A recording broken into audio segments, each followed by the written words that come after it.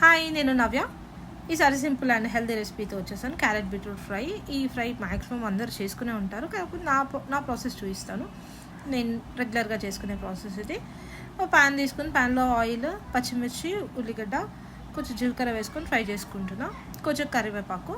దీనికి కారం ఏం వాడడం కాబట్టి కొంచెం పచ్చిమిర్చి చూసి వేసుకోండి, కారంకి సరిపడా. తర్వాత దీంట్లో శనగపప్పు వేసుకుంటున్నాను. నేను 30 minutes బిఫోర్ నానబెట్టుకున్నాను. ఇది వేసి కొంచెం ఫ్రై చేశాక కొంచెం అల్లం వెల్లుల్లి పేస్ట్ వేసి ఫ్రై చేసుకోవాలి.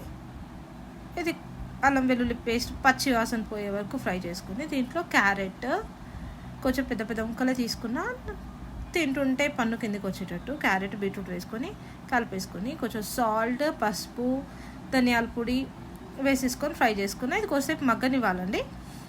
ఇది కొంచెం దగ్గరికి అయిన తర్వాత ఉడికిందా లేదా చూసుకుని దీనిపై నుంచి కొంచెం ఎండు కొబ్బరి పొడి వేసుకుంటున్నాను నేను.